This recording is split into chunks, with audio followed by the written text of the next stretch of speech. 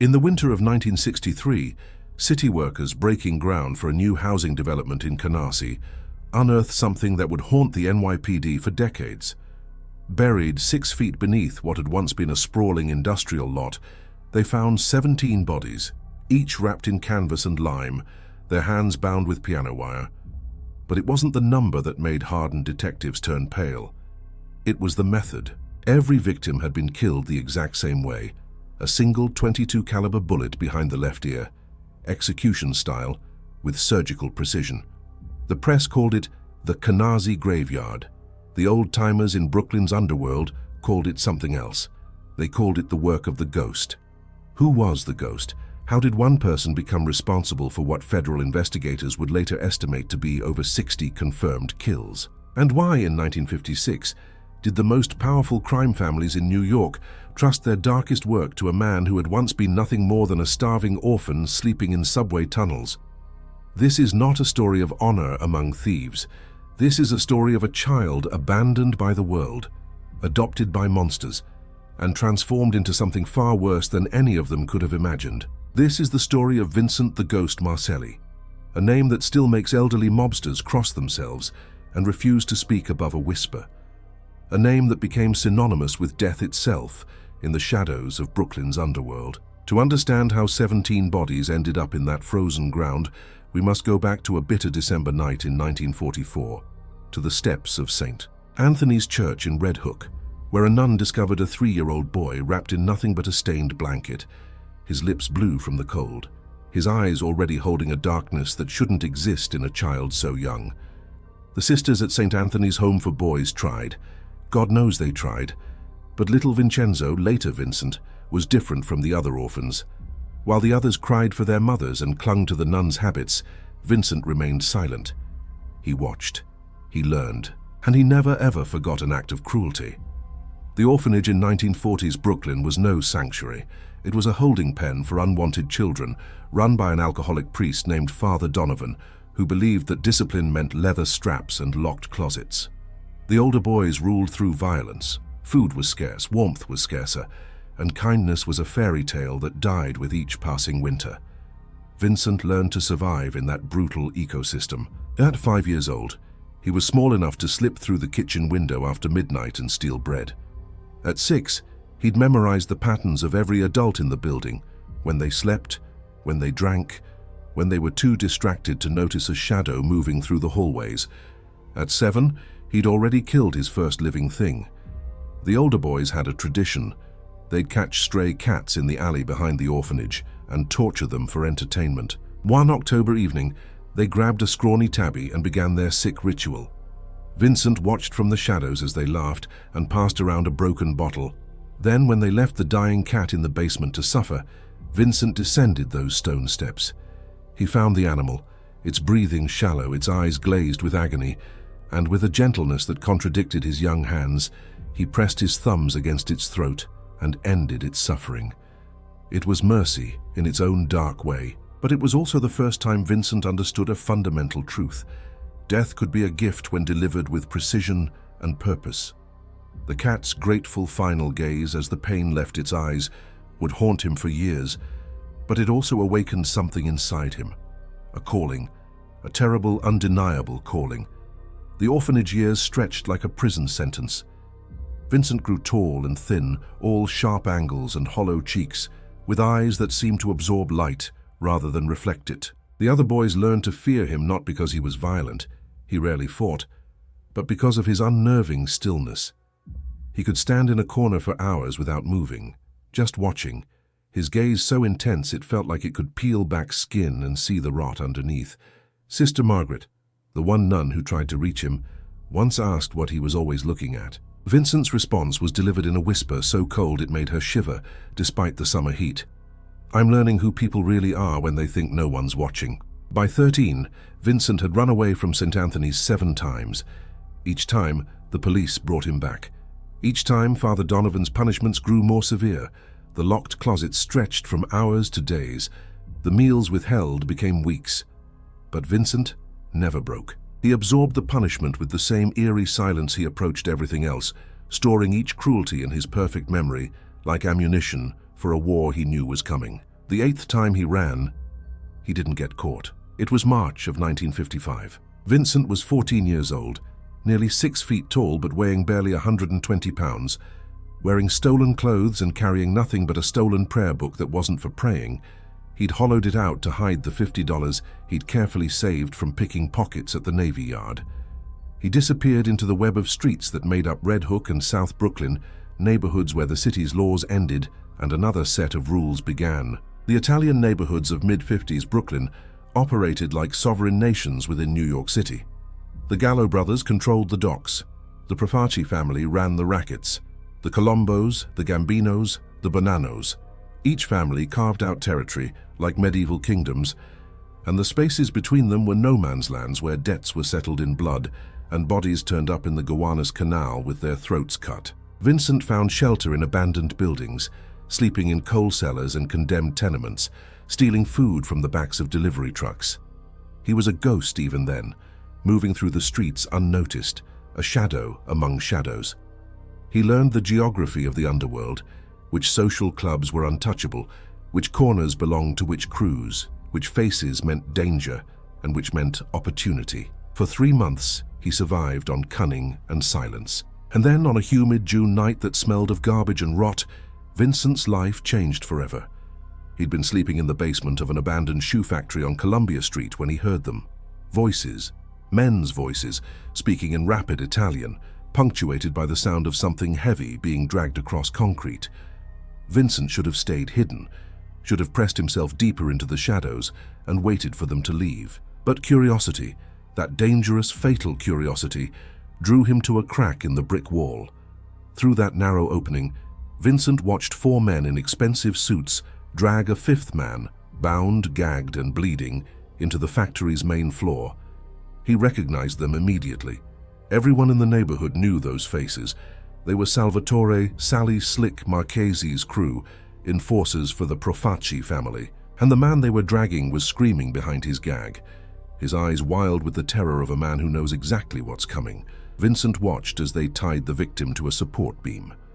Watched as Sally Slick removed his jacket, rolled up his sleeves, and selected a hammer from a toolbox with the care of a surgeon choosing his instruments. What followed was a masterclass in methodical brutality, not wild, not passionate, but calculated, surgical, every blow designed for maximum pain and minimum lethality, drawing out the torture for over an hour, while the other men smoked cigarettes and discussed the Yankees' pitching rotation.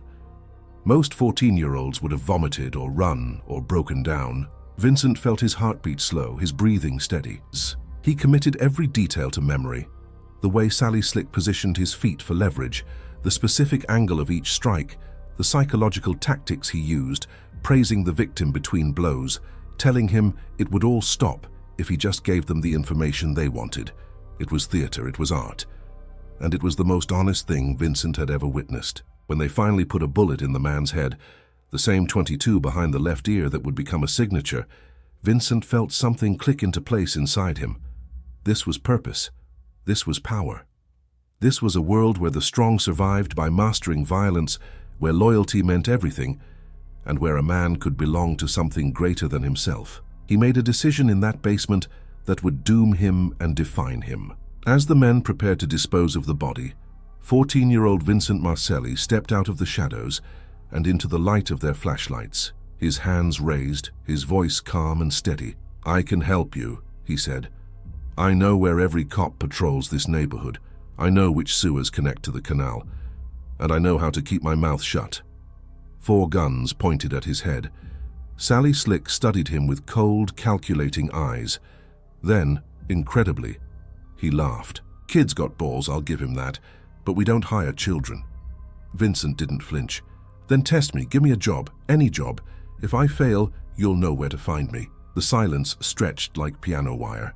Finally, Sally Slick holstered his gun and lit a fresh cigarette. "All right, Ghost, we got a body that needs to disappear. You got 1 hour. Make it happen without getting spotted. You might just live to see 15. What Vincent did that night became legend in certain circles. Using a combination of stolen boat keys, knowledge of the tidal patterns from watching the dock workers, and sheer audacity, He managed to weight the body and dump it in a shipping channel during the brief window when the harbor patrol changed shifts. He didn't just complete the job, he did it in 43 minutes. And when he returned to the factory, he brought Sally Slick a newspaper as proof he'd stopped for coffee on the way back. Sally Slick stared at the kid covered in the dead man's blood, utterly unshaken, and recognized something he'd only seen a handful of times in his 30 years in the life. He saw a natural, a prodigy, a boy born without the conscience that hobbled other men. "What's your name, kid?" "Vincent. Vincent Martelli. You got family?" "Not anymore," Sally Slick smiled, but there was something sad in it, something almost fatherly and terrible all at once. "You do now." And just like that, the orphan had a home. The next 2 years were Vincent's education in the underworld. Sally Slick took him under his wing, not as a son, the mobsters were too pragmatic for sentiment, but as an apprentice. Vincent moved into a spare room above a social club on President Street, a cramped space that smelled of cigars and marinara sauce, where the walls were thin enough to hear every conversation, every deal, every betrayal being planned in the rooms below. He learned the hierarchy. The Profaci family, led by the old-world Don Giuseppe Joe Profaci, operated with rigid structure. At the top, the boss, untouchable as God. Below him, the underboss and the consigliere. Then the capos, each running their own crew. And at the bottom, the soldiers and associates, men who'd proven themselves through violence and loyalty. Vincent was below even that, not yet made, not yet trusted with the deepest secrets. But he was patient, and he was learning. Sally Slick taught him the fundamentals: how to read a room, who held real power versus who just talked loud, how to follow someone without being spotted, using reflections in store windows and the natural flow of pedestrian traffic, how to hotwire a car in under 30 seconds, how to forge documents, crack safes, and most importantly, how to lie with absolute conviction while looking someone directly in the eye. But Vincent's real education came from watching. The social club was a theater of human nature at its rawest. He saw men betray their closest friends for an extra point on a loan. He saw capos ordering hits on their own cousins over perceived slights to their honor. He saw the performative respect everyone showed Don Profaci when he visited, and the vicious gossip that erupted the moment his car turned the corner. He learned that loyalty in this world was conditional. That honor was a word men used to justify cruelty. That family meant nothing when money was on the table. These lessons hardened something in Vincent, calcifying the last soft parts of his young soul into something cold and functional. The club's regulars started calling him the Ghost because of his unnerving ability to appear and disappear without sound. He'd be sweeping the floor one moment, gone the next, only to materialize behind you when you least expected it. Old-timers swore he could walk through walls. In truth, he'd simply memorized every exit, every shadow, every blind spot in the building. He moved like smoke, there and not there, present but forgettable. On Vincent's 16th birthday, a date no one knew or celebrated, Sally Slick brought him into the back office of the club and closed the door. The room smelled of leather and gun oil. On the desk between them sat a .22 caliber pistol with a suppressor, small enough to conceal in a jacket, lethal enough to end a life with one perfectly placed shot. "You've been watching for 2 years, Sally Slick said, pouring 2 glasses of anisette despite Vincent's age. "You've learned the business. You've kept your mouth shut. You've shown discipline. Now it's time to see if you got what it takes to be more than an errand boy." He slid a photograph across the desk. It showed a middle-aged man with a weak chin and nervous eyes, sitting at a cafe table, unaware he was being photographed. "His name's Carmine Esposito. He's been skimming from one of our policy banks in Bensonhurst. Not much, couple hundred a week. But it's the principle. You let one guy steal, everyone thinks they can, he needs to disappear. Clean, no witnesses, no connection back to us." Vincent picked up the photo, studied it with the same intensity. He'd studied everything since the night in the factory. "When? When you're ready. Could be tomorrow. Could be next month, but it needs to look natural. An accident. A robbery gone wrong. Anything but what it really is." Sally Slick leaned back in his chair, the leather creaking. "This is your test, Vincent. You pass, you're one of us. You're made, you're protected, you're family. You fail, He didn't finish the sentence. He didn't need to. Vincent looked at the gun, then at the photograph, then at the man who'd become the closest thing to a father he'd ever known. He felt nothing. No fear, no excitement, no hesitation, just a cold crystalline clarity of purpose. "I'll take care of it," he said. 3 days later, Carmine Esposito left his girlfriend's apartment in Bensonhurst at 11:47 p.m., walking the 6 blocks to where he'd parked his Chrysler New Yorker. He never made it to the car. Witnesses reported seeing him stop to light a cigarette near an alley. No one saw the teenager step out of the shadows behind him. No one heard the muffled pop of the .22 or the soft thud of the body hitting the pavement. When Carmine was found the next morning, his wallet was gone, making it look like a street robbery. The single bullet wound behind his left ear was attributed to bad luck. Wrong place, wrong time, caught by some desperate junkie. The police barely investigated. One less Italian bookie off their books. Vincent had killed his first man and he felt absolutely nothing. That absence of feeling, that void where remorse or guilt or even satisfaction should have been, was precisely what made him so dangerous. Killing Carmine Esposito wasn't traumatic. It was easy, natural, like the mercy he'd shown that dying cat years ago, but stripped of even that thin veneer of compassion. It was simply a task completed, a problem solved, a test passed. Sally Slick's reaction was carefully controlled, but Vincent saw the flash of recognition in his eyes. The same look he'd given him in the factory basement 2 years earlier. He'd found something rare, something valuable, something monstrous. Within weeks, Vincent's reputation began to spread through the quiet channels of Brooklyn's underworld. The kid was good, clean, professional, and most importantly, he didn't ask questions. When you gave him a job, the target simply ceased to exist, often in ways that raised no suspicion. Heart attack, car accident, apparent suicide. The bodies that needed to be found were found. The bodies that needed to vanish simply did, as if they'd stepped off the edge of the world. By 17, Vincent had killed 6 times. By 18, the number was into the double digits. Each one methodical, each one perfect. He never left evidence, never got spotted, never, ever failed. The Profaci family leadership took notice.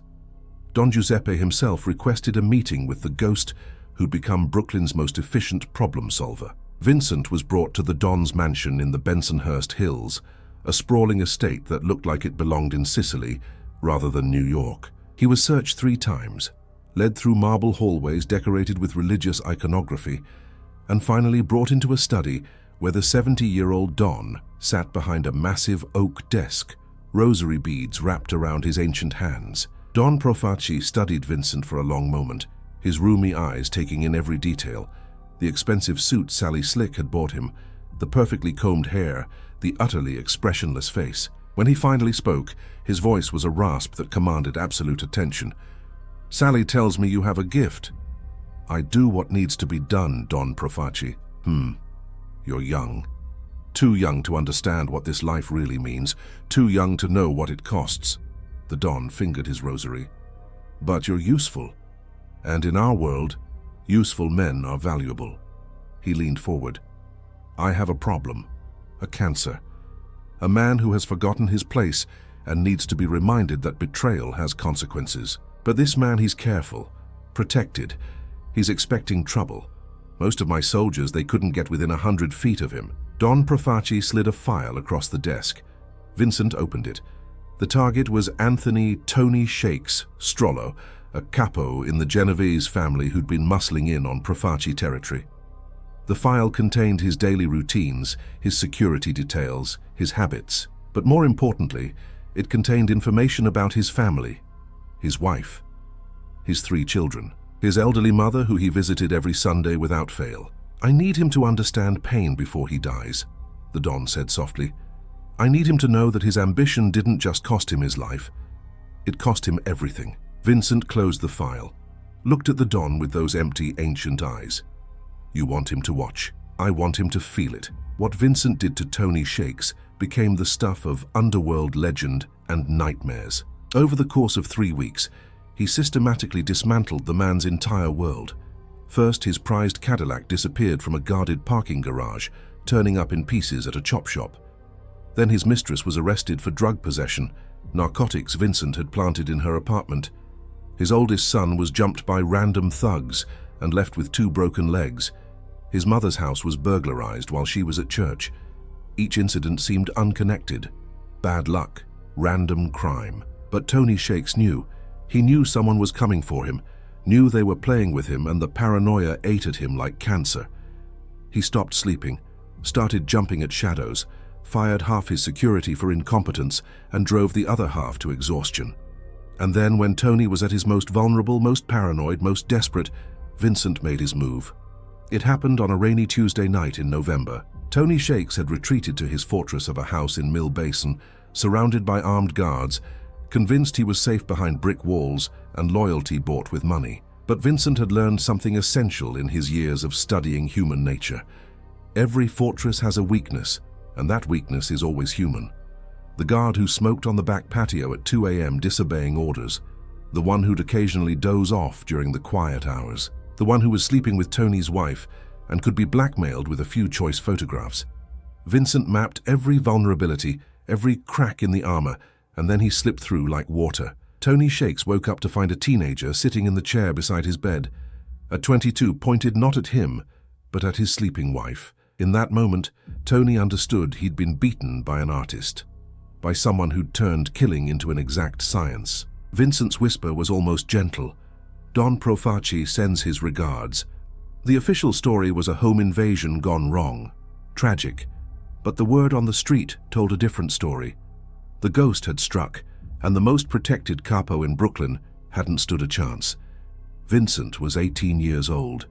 The next 5 years, from 1956 to 1961, represented Vincent's rise to the top of his dark profession. He became the most sought-after killer in New York's 5 families, a freelancer who worked exclusively for the highest echelons of power. When a boss needed someone eliminated with absolute certainty and zero blowback, they called for the ghost. He developed a methodology that was almost scientific in its precision. Before every hit, he'd spend weeks studying the target, not just their routines, but their psychology. What did they fear? What did they love? What would they never expect? He kept detailed notebooks, never names, just codes and observations, cataloging human behavior like an anthropologist studying a primitive tribe. He learned that everyone, no matter how careful, had patterns. The capo who always stopped at the same bakery, the soldier who visited his grandmother every Thursday, the businessman who kept a mistress in Queens and lied to his wife about working late. Patterns were predictable, and predictable meant vulnerable. Vincent also perfected the art of the untraceable kill. The 22 behind the ear was his signature, but he had dozens of methods. The staged accident, tampered brakes on a car navigating a steep hill. The undetectable poison slipped into a drink at a crowded bar. The suicide that left just enough ambiguity to make everyone wonder, but no one certain. He became a ghost in more than name. He cultivated no close friendships, trusted no one completely, and maintained multiple identities across the city. He had apartments in 3 different boroughs under false names. He drove unremarkable cars that were regularly swapped. He never established a pattern himself, never became predictable, never gave anyone a weakness to exploit. The money flowed in. By 20, Vincent had more cash than he knew what to do with, but he didn't spend it on flash or status like other mobsters. No flashy cars or expensive jewelry. No public displays of wealth. He dressed well but not memorably. He lived comfortably but not ostentatiously. The money went into bank accounts under various names, invested in legitimate businesses through cutouts and shell corporations. Vincent understood what the old dinosaurs in the families didn't. Money was freedom, and freedom was survival. But there were costs. The complete absence of genuine human connection left Vincent in a strange limbo. He existed in the mob world but was never fully of it. The other soldiers and made men feared him too much to befriend him. The bosses valued him too much to let him get too close. He was a tool, a weapon, something to be used and kept at arm's length. In quiet moments, alone in whichever anonymous apartment he was staying in that week, Vincent sometimes wondered if he was still human or if he'd become something else entirely. A machine of flesh and bone, executing commands with perfect efficiency. He'd catch his reflection in a mirror and not quite recognize the man staring back. All sharp edges and dead eyes, looking older than his years. The only person Vincent had anything resembling a relationship with was Sally Slick, and even that was transactional. They'd meet once a month at a diner in Bay Ridge, sitting in the back booth, speaking in low voices over coffee that neither of them touched. Sally Slick would pass along jobs, information, warnings about political shifts in the families, and sometimes when the old mobster had too much grappa, he'd look at Vincent with something like regret. "You know what your problem is, kid," he said one night in late 1960, his words slurred. "You're too good at this. You've made yourself indispensable. And indispensable men in our world, they don't retire. They don't walk away. They work until someone better comes along or until they make one mistake." He leaned in, his breath sour with alcohol. "And everyone makes a mistake eventually." Vincent met his gaze without blinking. "Then I'll make sure I'm the one who doesn't." But Sally Slick's words planted a seed of unease. For the first time since stepping out of those shadows in the shoe factory, Vincent began to wonder about endgames, about what came after. The old mobsters, the ones who survived, they did so by transitioning to legitimate businesses, by becoming respectable. But Vincent had no identity beyond the ghost, no skills beyond killing, no existence beyond the dark spaces where bodies were buried and secrets were kept. This existential crisis was interrupted by the biggest job of his career, December 1961. Vincent received a summons not from one family, but from a council of representatives from 4 of the 5 families. The meeting took place in a private room above a funeral parlor in Gravesend, thick with cigar smoke and tension. Present were powerful capos and underbosses, men who could order the deaths of hundreds with a nod. The spokesman was Carlo Gambino, the shrewd and calculating boss of what would eventually become the most powerful crime family in America. He laid out the situation with the precision of a chess master explaining a complex gambit. "There's a problem," Gambino said, his voice soft but commanding absolute attention. "A federal prosecutor named Robert Holloway. He's been building a case for 3 years. RICO charges. He's got wiretaps, informants, financial records. If his case goes to trial, 20 made men go to prison. Maybe more. This can't happen." "Why not just hit him?" one of the capos asked. "Dead prosecutor, dead case." "Because Holloway's smart. He's got everything documented, stored in multiple locations. Kill him, the next prosecutor steps up with all his work intact. We need to do more than eliminate him. We need to destroy his case, discredit him, make it so even if something happened to him, no one would dare touch his investigation." Another underboss chimed in, "So what's the play?" Gambino looked directly at Vincent. "We have intelligence that Holloway keeps a backup of all his files at his home. He's paranoid about the office, doesn't trust anyone. Every night he brings work home, keeps it in a safe in his study. We need someone who can get in, photograph everything, get out without anyone knowing.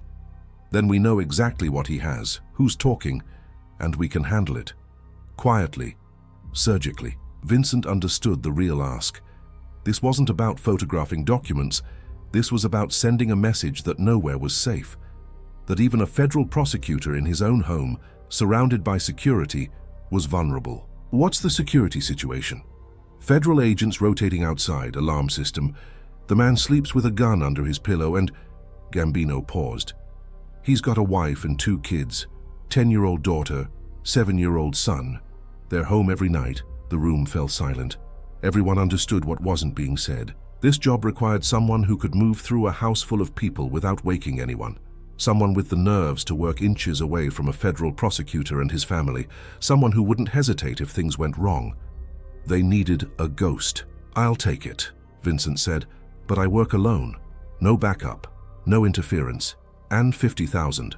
Half up front." Gambino smiled. It didn't reach his eyes.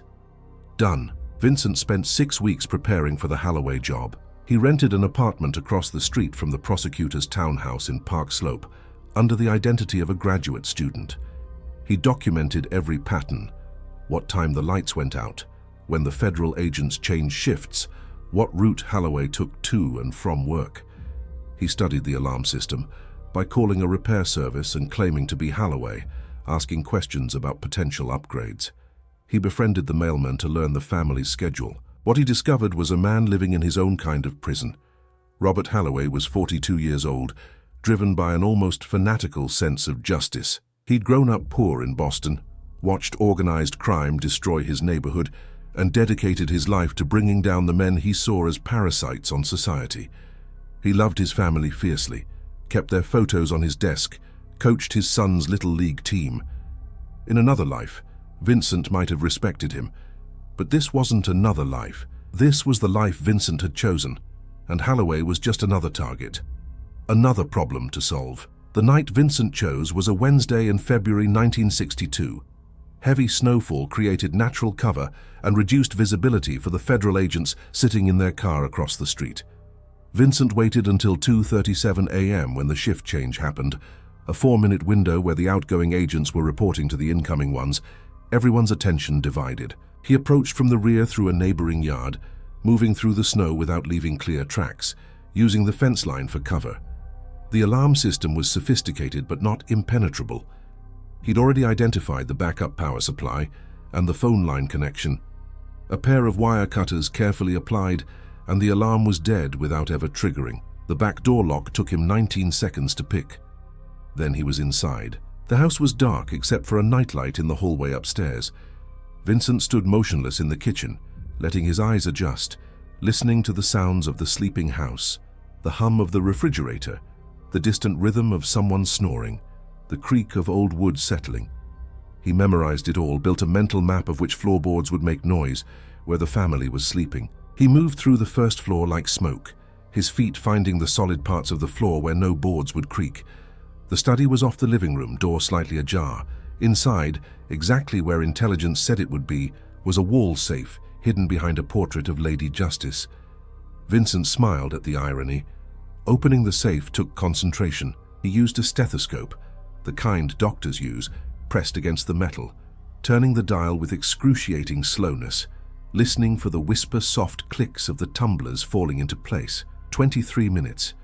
Then the safe was open, and inside were 3 binders of documents: wiretap transcripts, witness statements, financial forensics.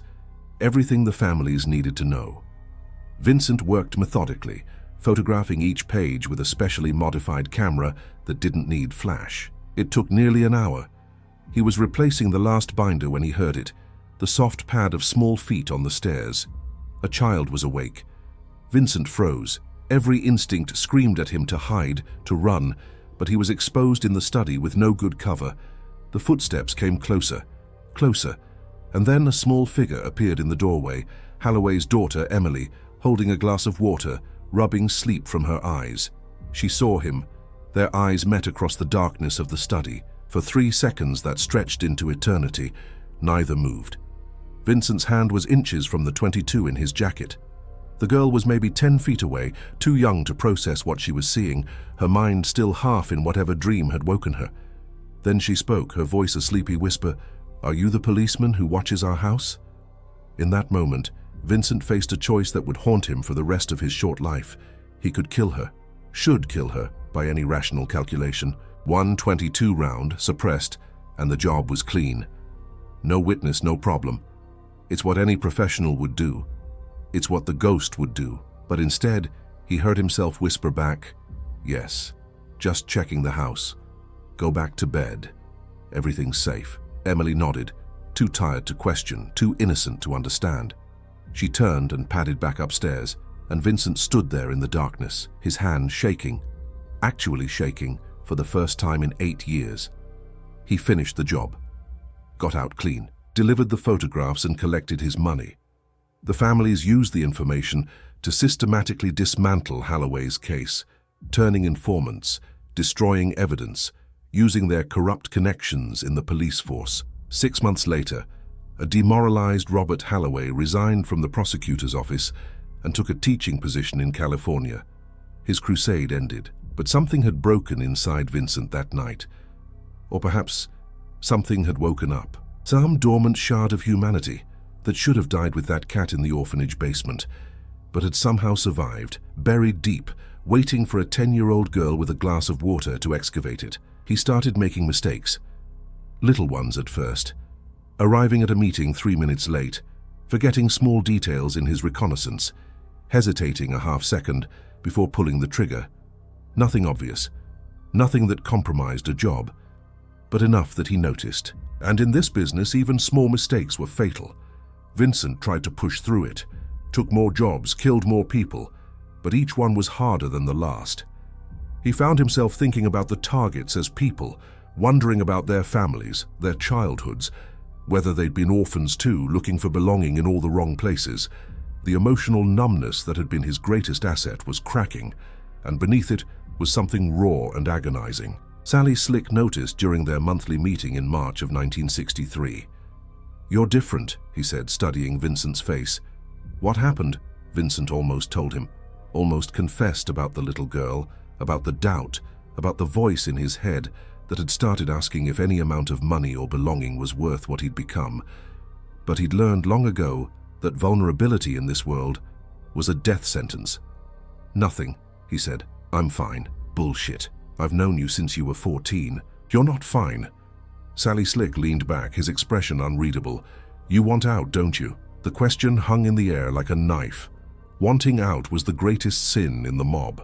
Made men who tried to leave ended up in trunks or rivers. And Vincent, though never officially made, knew too much, had killed too many people, was too dangerous to let walk away. "I didn't say that," Vincent replied carefully. "You didn't have to.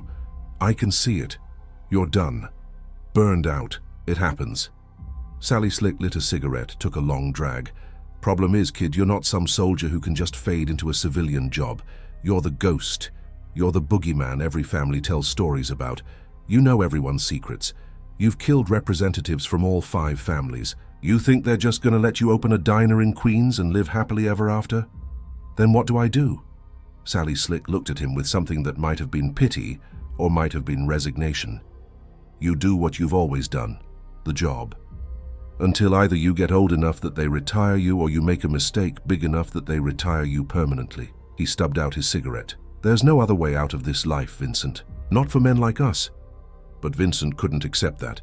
For the first time since stepping into Sally Slick's world, he wanted something more than survival. He wanted redemption, or at least escape. He wanted to be something other than the ghost. He started planning, carefully, secretly. He'd saved over $300,000 across various accounts, enough to disappear, to start over somewhere far from New York. Mexico, maybe, or South America. Somewhere the mob's reach was weaker. He could change his identity, change his face if necessary, live quietly, die alone but human. The plan was simple. One last job, something big enough to secure goodwill from the families, and then simply vanish. No announcement, no goodbye. Just gone like the ghost everyone thought he was. The universe, it seemed, had other ideas. In June of 1963, Vincent was approached with an unusual job. The client was Carmine Persico, a rising star in the Colombo family, known for his intelligence and ruthlessness. The target was Joey Gallo, the psychotic enforcer who'd been causing problems for multiple families with his erratic behavior and growing ambition. "Joey's gone rogue," Persico explained at their meeting in a Bensonhurst restaurant. "He's talking about starting his own family, cutting independent deals, bringing in black and Puerto Rican crews.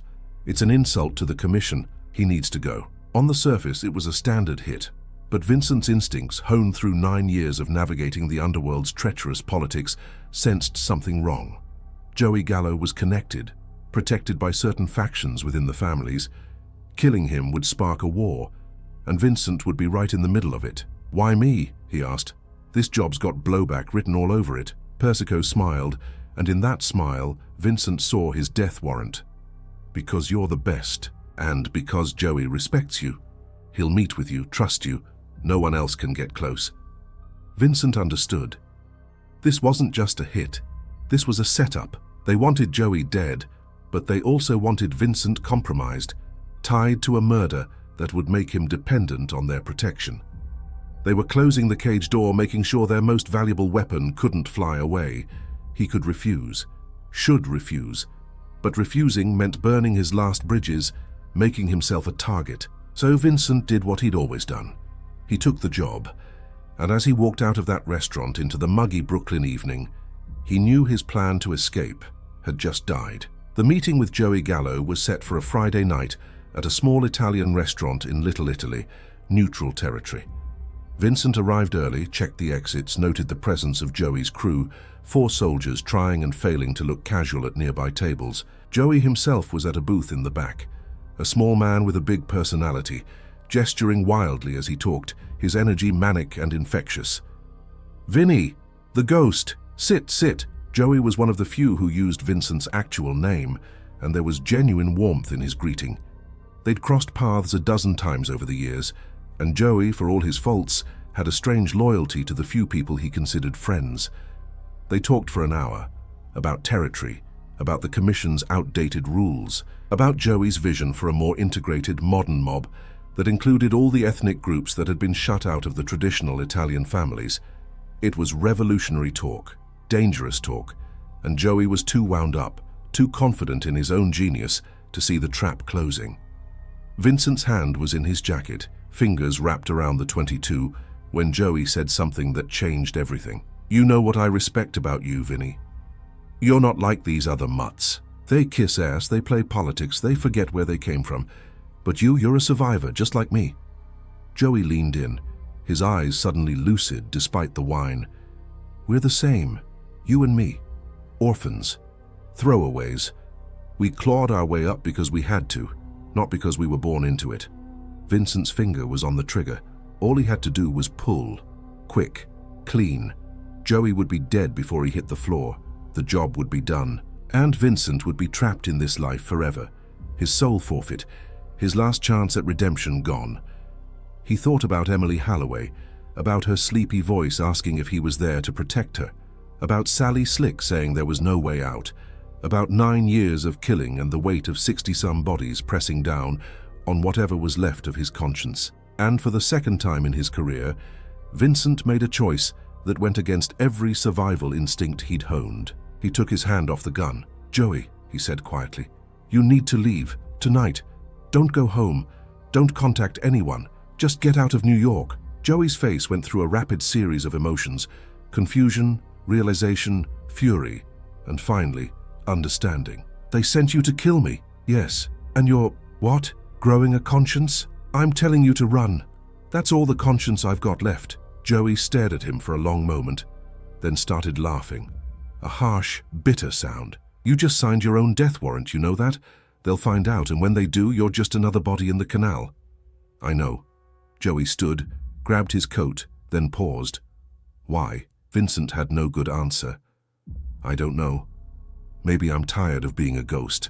Joey nodded slowly, then did something unexpected. He extended his hand. Vincent shook it, and then Joey Gallo walked out of the restaurant and disappeared into the New York night, off to whatever short, violent future awaited him. Vincent sat alone in the booth, finished Joey's wine, and waited for the consequences. They came faster than expected. Vincent made it back to his apartment in Bay Ridge, one of 3 he maintained, and immediately knew something was wrong. The door was unlocked, the smell of expensive cologne in the air. When he walked into the living room, Sally Slick was sitting in the armchair by the window, and he wasn't alone. 3 soldiers stood in the corners, guns already drawn. "Sit down, Vincent," Sally Slick said, and his voice was empty of all warmth. This wasn't his surrogate father.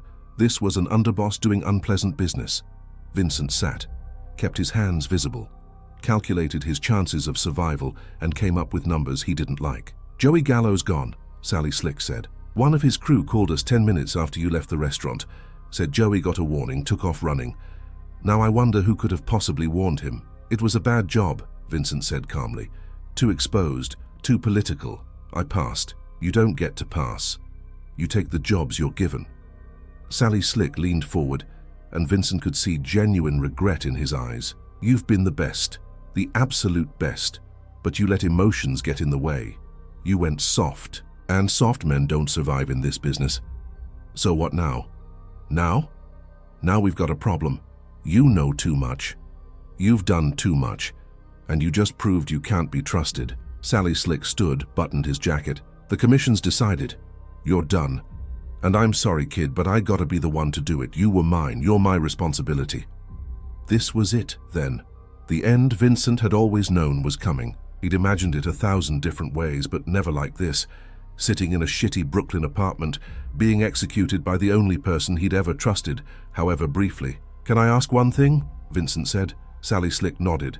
"Make it quick." "I'm not a monster, Vincent. Of course it'll be quick." The gun that came out wasn't Sally Slick's. One of the soldiers, a young kid barely 20, raised his piece and hesitated. Maybe it was Vincent's reputation. Maybe it was basic human reluctance to kill someone sitting calmly in a chair. But that half-second of hesitation was all Vincent needed. What happened next was instinct and training taking over.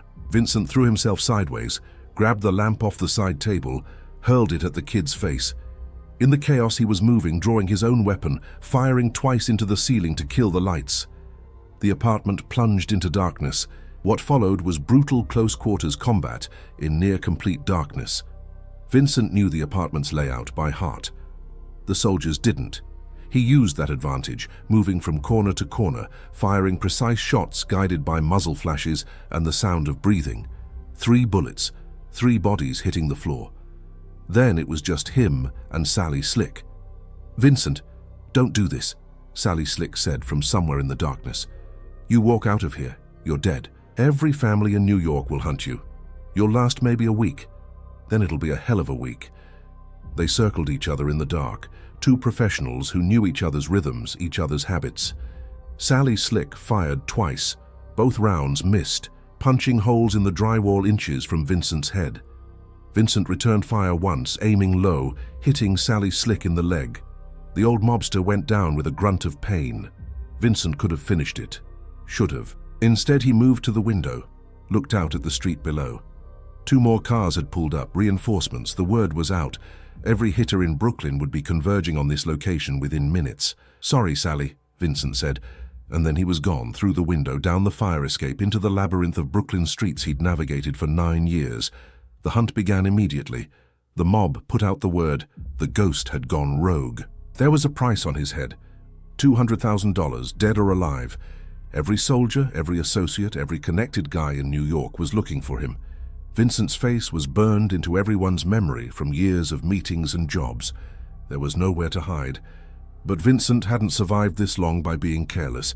He activated contingency plans he'd set up years ago just in case, switched identities, changed apartments every 6 hours, used the underground economy of forgers, fixers, and criminals who owed him favors to stay one step ahead. For 2 weeks, he was a phantom, moving through the 5 boroughs like smoke, sleeping in different locations every night, eating in obscure diners where no mobsters would venture. He grew a beard, changed his walk, wore glasses, became someone else. But he knew it couldn't last. The mob's resources were infinite, their patience eternal. They would find him eventually. His only chance was to get out of New York entirely, and that required money, documents, and transport, all of which meant exposing himself, however briefly. His mistake was trusting someone from his past. Maria D'Angelo ran a travel agency in Astoria that served as a front for producing fake passports. Vincent had used her services twice before, always paid well, never caused problems. He thought she'd be safe. What he didn't know was that Maria's cousin was a soldier in the Gambino family, and the price on Vincent's head was too tempting to ignore. He arrived at her shop late on a Tuesday night, 2 weeks after the shootout. Maria was alone, or seemed to be. She showed him the documents, a perfect passport under the name Michael Rossi with matching driver's license and birth certificate. Everything he needed to disappear into Central America. 5,000, she said, which was reasonable. Vincent counted out the cash. As he reached for the documents, Maria's eyes flicked toward the back room. Just a fraction of a second, but it was enough. They came through the door like a storm. 6 soldiers, guns drawn, led by a capo Vincent recognized, Tommy Tomahawk Caruso, an enforcer known for his brutality. Vincent had killed Tommy's brother 3 years ago. This was business and personal. The firefight was short and vicious. Vincent took a bullet in the shoulder, another that grazed his ribs, but he got off 5 shots that put 3 soldiers on the ground. He crashed through the shop's front window in a shower of glass, hit the street running, leaving a trail of blood that would make him easy to track. He made it 4 blocks before his legs gave out, collapsed in an alley off Steinway Street, his shirt soaked with blood, his vision swimming. He could hear them coming, multiple cars, dozens of men. The entire family mobilized to finish the ghost once and for all. Vincent pressed himself against the wall of a dumpster, reloaded his gun with shaking hands, and prepared to make his last stand. It was almost poetic, dying in an alley, like the countless victims he'd killed over the years. The symmetry wasn't lost on him. But then a door opened. An old woman, Greek or maybe Albanian, looked at him with eyes that had seen too much of the world's cruelty to be shocked by a bleeding man hiding in her alley. She said nothing, just gestured toward the door. Sanctuary, offered without question or condition. Vincent hesitated. Getting this woman involved was a death sentence for her too. But the sound of approaching footsteps decided it. He stumbled inside. The woman, he never learned her name, led him to a basement that smelled of old wine and mothballs. She tore his shirt, examined his wounds with professional efficiency, and began cleaning them with alcohol that burned like hellfire. Through the floor above, Vincent could hear the mobsters searching, calling his name, promising that if he gave himself up, it would be quick. "Why are you helping me?" Vincent whispered. The woman met his eyes. "My son, the men with the guns. They killed him 2 years ago. Said he owed money, but he was a good boy. He owed nothing." She wrapped his shoulder in bandages torn from a sheet. "I know who you are. The ghost. I've heard stories. Maybe you killed someone's son too. Maybe you deserve to die, but those men..." She gestured upward. "They deserve worse. So tonight, you live. What happens tomorrow is between you and God." Vincent spent 3 days in that basement, drifting in and out of consciousness, fighting fever from his infected wounds. The old woman brought him water, bread, antibiotics she'd somehow acquired without questions. She never asked what he'd done or why he was running. Some kindnesses transcended understanding. On the 4th day, when Vincent could finally stand without falling, she helped him to the street. The mob had moved their search to other neighborhoods, convinced he'd either died in a hole somewhere or made it out of the city. The woman handed him an envelope. "My nephew. He drives trucks to Florida. He leaves tonight 9 o'clock from the depot on Northern Boulevard. He won't ask questions. He owes me too many favors." She paused. "Whatever you did, whoever you were, leave that man here, in this basement. Let him die. Start something new." Vincent wanted to tell her it was impossible, that you couldn't just stop being what you were, that the ghost would follow him forever, shadow and identity inseparable. But instead, he took the envelope and nodded. "Thank you."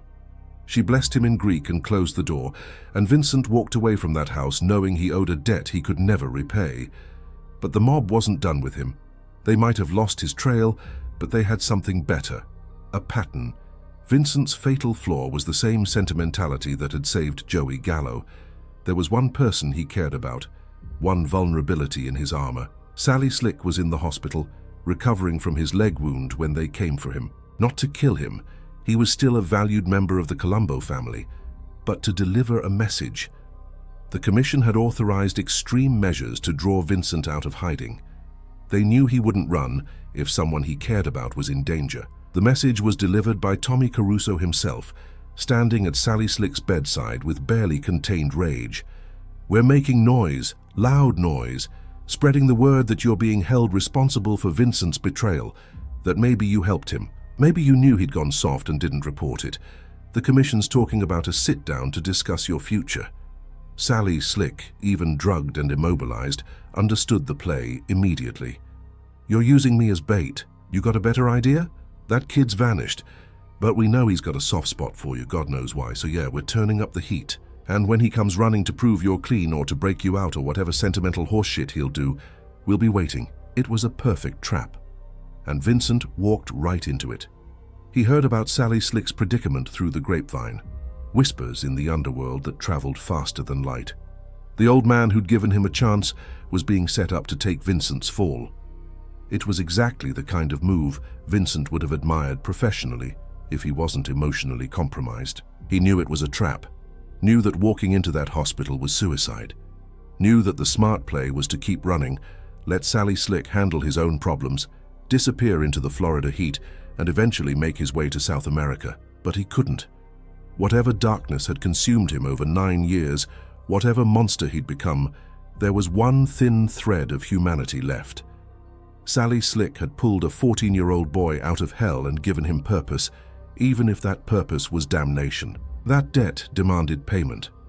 Vincent spent 2 days planning the hospital infiltration with the same meticulous care he'd brought to every job. He stole a doctor's coat and ID from a laundromat, studied the hospital's layout from publicly available fire safety plans, identified the shift changes, the security patterns, the blind spots in the security camera coverage. The hospital was St. Mary's in Bensonhurst, a sprawling brick building that smelled of disinfectant and despair. Vincent entered through the emergency entrance at 3 a.m. on a Saturday night, when it was chaos.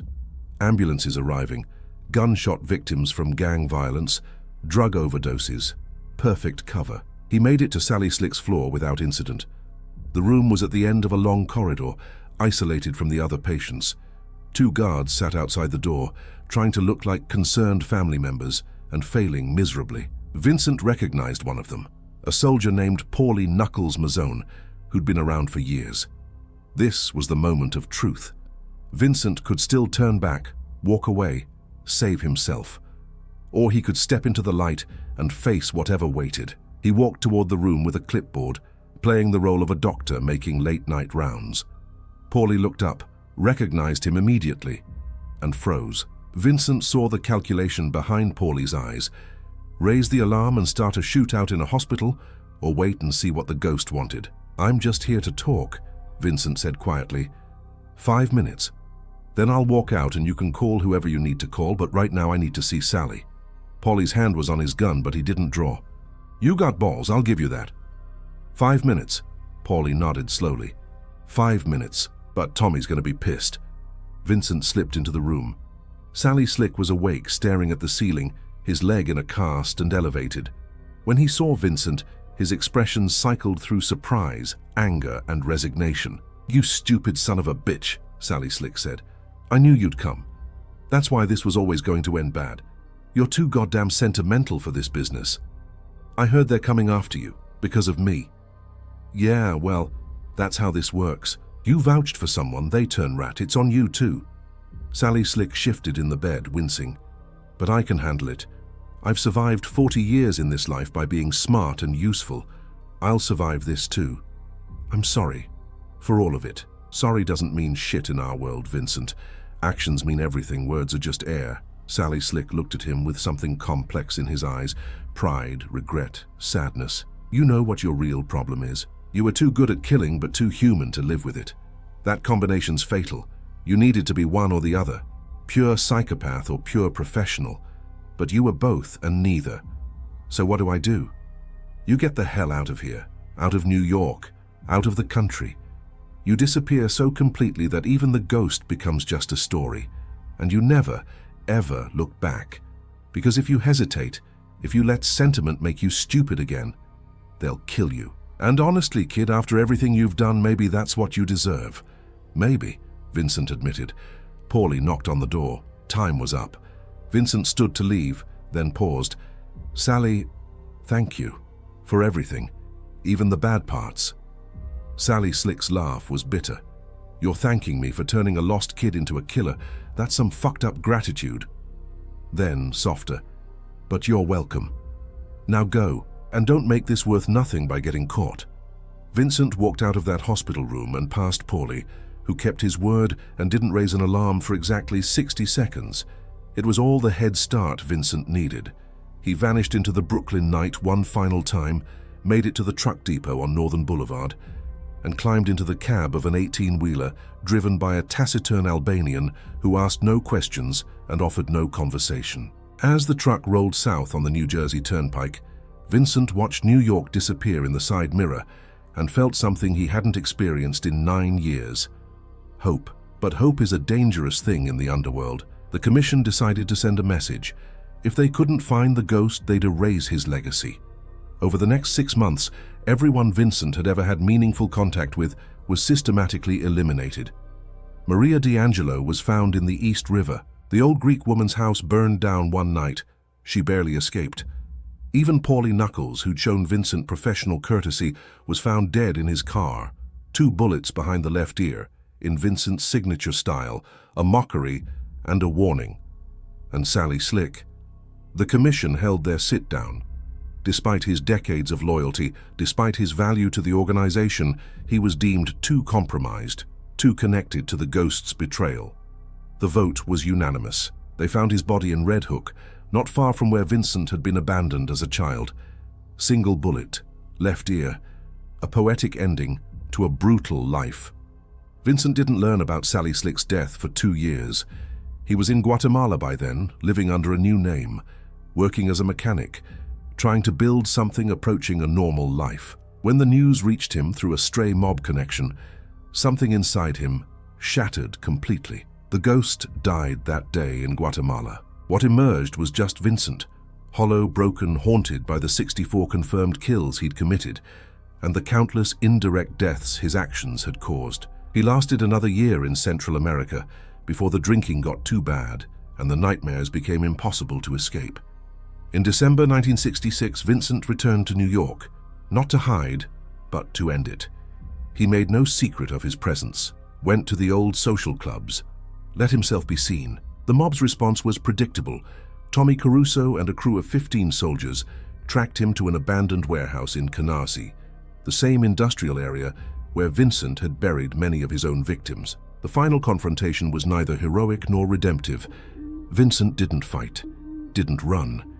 He just stood there in the center of that empty warehouse and waited for judgment.